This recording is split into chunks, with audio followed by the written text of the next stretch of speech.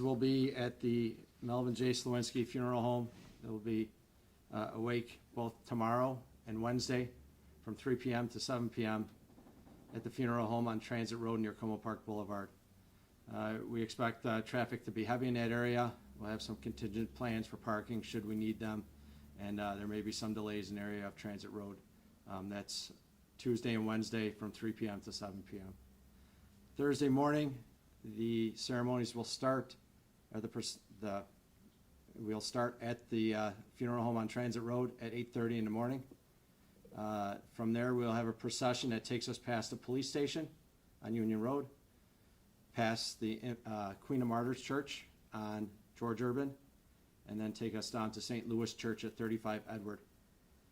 Ceremony is set to begin, the Mass is set to begin at 9:30 at 35 Edward at St. Louis Church. From there, we will proceed to St. Stanislaus Cemetery on Pine Ridge Road in Cheektowaga, where we'll have one more small ceremony, and that's where everything will conclude. Again, during those times, we're expecting a high turnout of police vehicles, traffic to be impacted along the route, and we appreciate the patience of the motoring public during that time. There will be some impact. Michael J. Sliwinski was appointed a police officer in September of 1991, and he served as a patrolman.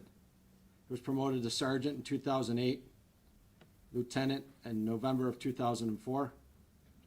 He was promoted to captain in February of 2011, assistant chief October of 2018, and chief in February of 2020.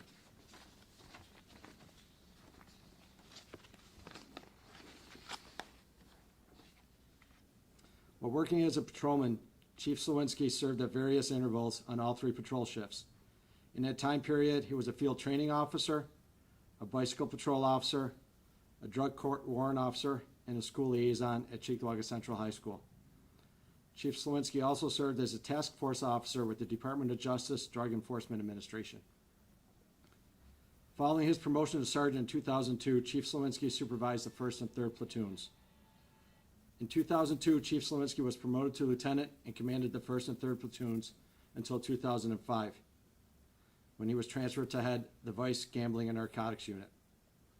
Chief Sliwinski served as a tactical unit commander from 2008 to 2011 and is a member of the Chief Sliwinski served as a tactical unit commander from 2008 to 2011 and is a member of our professional standards unit. Chief Sliwinski was appointed to captain in 2011 and then assistant chief in 2018. He was promoted to chief in February of 2020. He served our community proudly for over 30 years and epitomized the Cheektowaga Police Department's core values of honor, integrity, discipline, and respect. He is survived by his brother, nieces, nephews, and many friends. That's the prepared stuff. I took some time to speak to many people in our department over the past couple hours, and I wanted to be able to accurately reflect what Chief Sliwinski meant to our department and to our community. And it starts with community. Chief Sliwinski truly cared about this community more than himself. The pictures behind me, you'll see most of them are him with people in the community. He's got a big smile on his face in all the pictures. He cared about the men and women of this police department. We were his family. He had a very small family, but to us, he had a very large family. He would always be here making sure that everything was going well. If a call happened overnight, he didn't need the captain to call him in the morning and let him know because he heard it. He was always listening.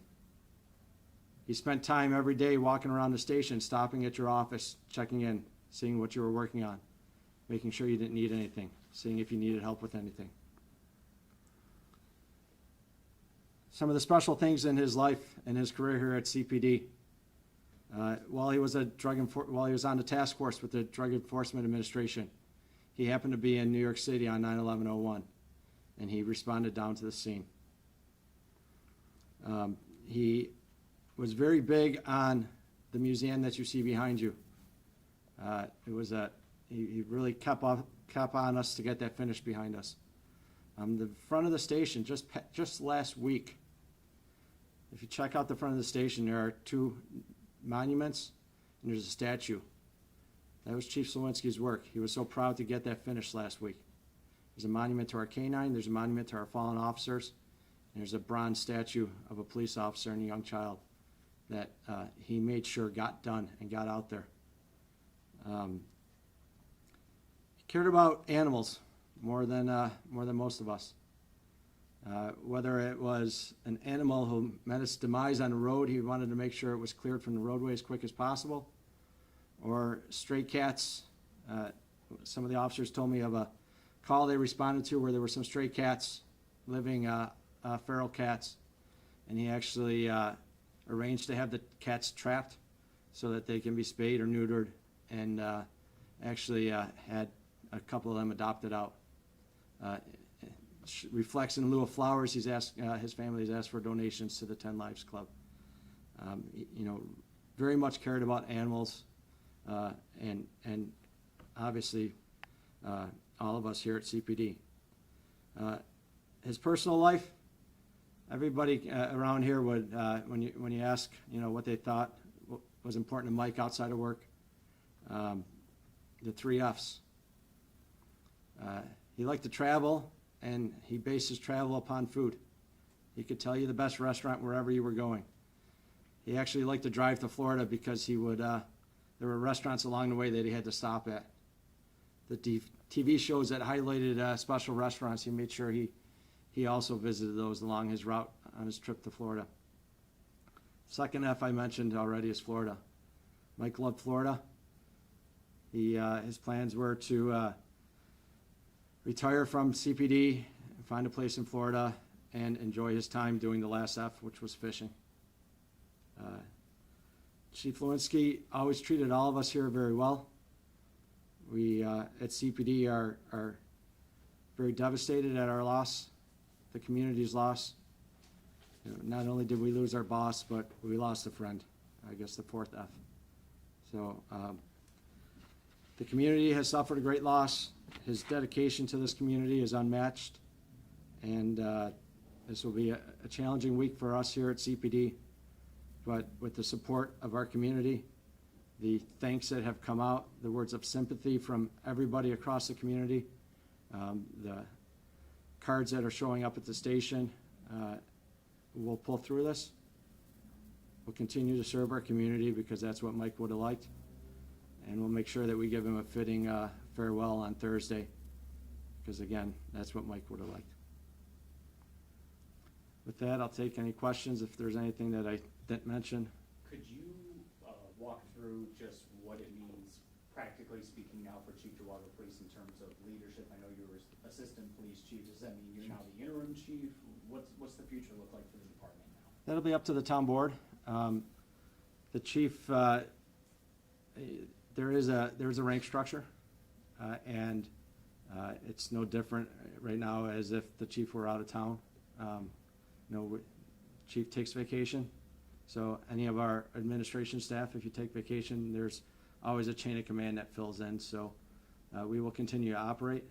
I can tell you on Thursday for the funeral, the Cheektowaga Town Court will be closed as long as some of our administrative activities here at the station. So, you won't be able to get a police report or pick up property on Thursday, but other than that, this is an emergency business that must go on. We will continue to operate using our existing chain of command. You said he was in New York at 9/11. Was he on the file at any point? I know that he was close by when it happened and that they did go down. I don't have good notes on what exactly his actions were while he was down there. Any indication that there was any connection to his death? Not at this point. We did research everything to just a little bit of timeline. The chief and myself are salaried employees. We don't have a very set schedule. Mike, we both typically work day shift, although you could see Chief Sliwinski around a lot of other times, always listening to the radio if something was going on.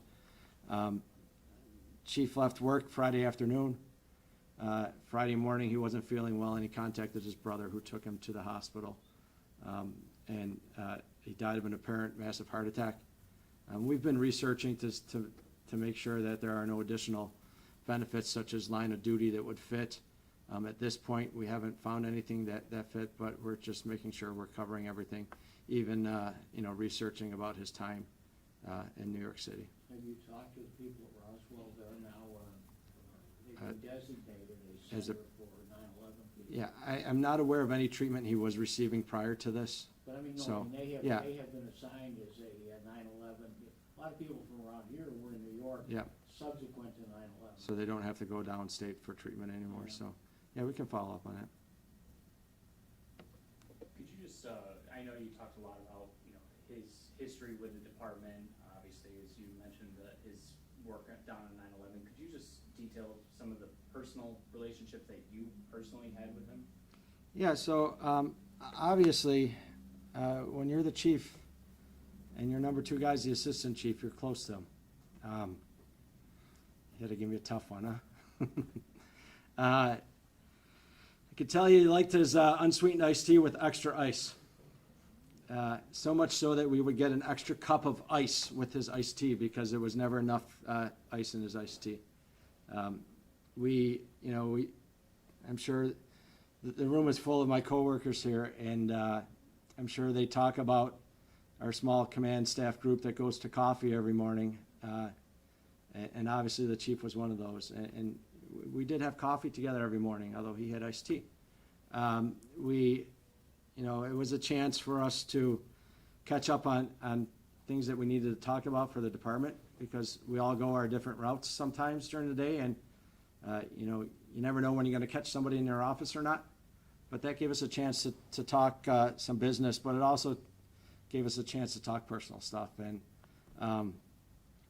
lots of talk about travel, that kind of stuff. He at the restaurants, his favorite pizza in Western New York. Very, very much a food connoisseur. But my personal relationship, he was the kind of guy who always treated you right.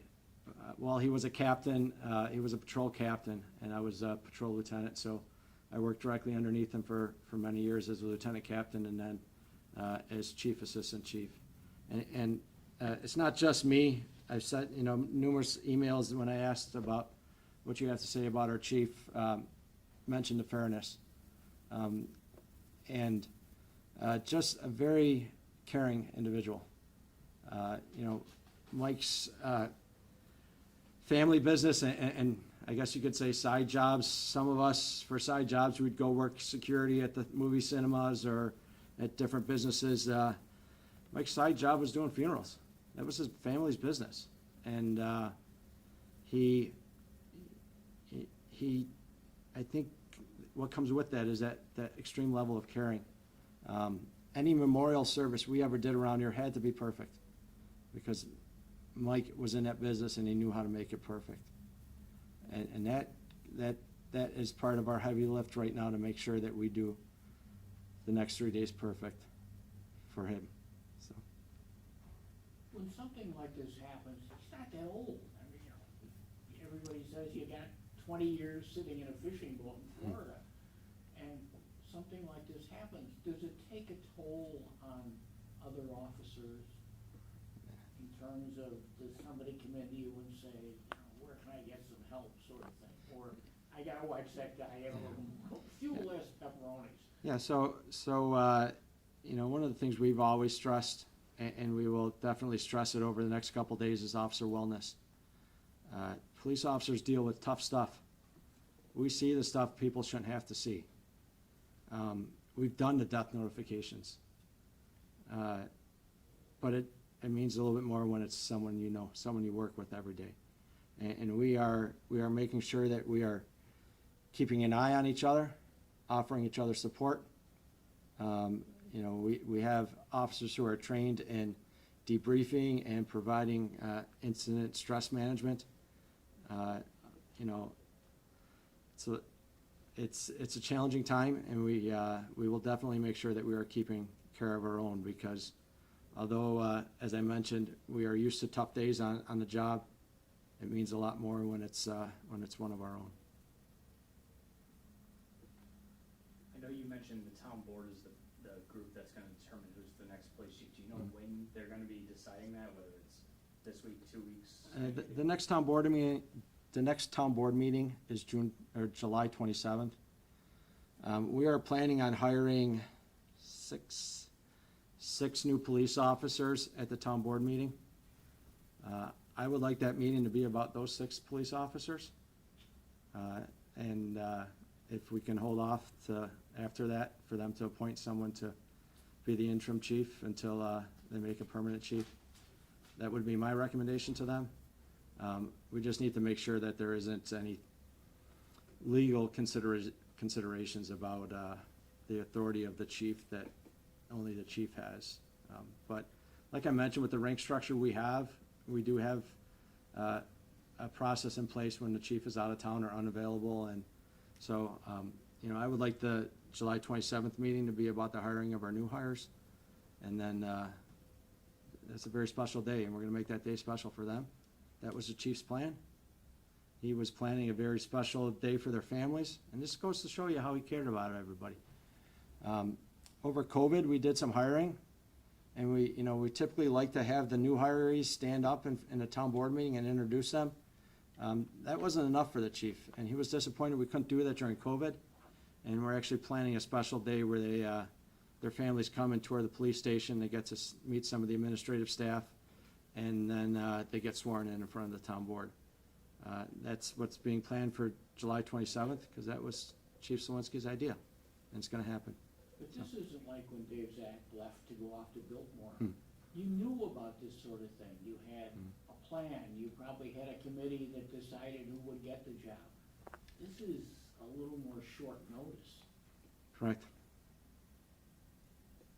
Yep. So in a sense, you're gonna ask the board, do we do it the same way again? That's a board question. I mean, they have to do, do what their method that they feel is the right way to do it, so. You mentioned the chief was an animal lover. Did he have pets? Somebody help me out. A couple cats, right? 2 cats? His pets are actually the ones he rescued from your lab for him. So the chief had 2 cats that were rescued. I'm sure he was involved in their rescue and just became too close to them and couldn't let them go. So, yes, he did. All set? Will there be any accommodation for the funeral for media? Yes, I'm glad you asked that. Chief Sliwinski's brother, David, understands the community interest, and he is open to the press being present wherever you deem necessary. I think just logistically, some of the things that seeing as I know what looks good on the television, if you haven't been in front of our station at night, our facilities crew has placed some blue lights all over the front of the station, and it looks incredible. We've set up his police car with some bunting over there that makes a great shot. As far as the day of the funeral, we will have, the fire department will have a large flag hanging from a fire truck in front of the police station. And I believe that a lot of the firemen will be paying their tribute to the procession as it goes by our police station. We're lining up the outside police agencies that show up directly at the church in front of St. Louis Church on Main Street at the corner of Edward. So that will also be a good spot. We will have a bagpiper at the church, and then he will be interred at St. Stanislaus Cemetery. I'm being told there will also be a large flag over Pine Ridge Road put out by the firemen as well over there. So probably a couple of good spots for you to get some coverage of that. Why St. Louis? I mean, he's a Cheektowaga guy. Seriously. So as you can imagine, as a funeral director, you form a lot of relationships with churches. He would often be in church at Queen of Martyrs. Is that still what they call Queen of Martyrs? They didn't change the name, right? George Urban. Yeah. Queen of Martyrs on George Urban, because that's closest to his home. However, him and his brother very frequently went to Mass at St. Louis. I think it's a very majestic church. For us, it's good because it fits a lot of people. However, a church of 2,000, of a capacity of 2,000 with a parking lot of about 100 cars. So we're making arrangements for Thursday, so it'll be a little bit of a challenge for us down there. But he regularly attended it. I don't know if it was a personal relationship with the Monsignor who heads up that church, or if he was just attracted to the history and just the sheer majestic nature of that church. It's quite drawing.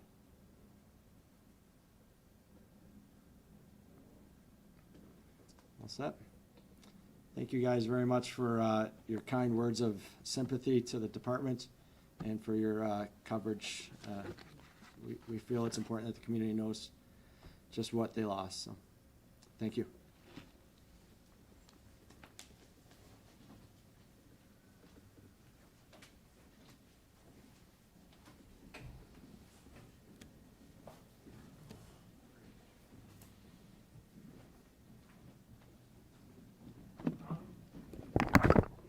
I certainly know where St. Louis is. I spent a lot of years of my life across the street.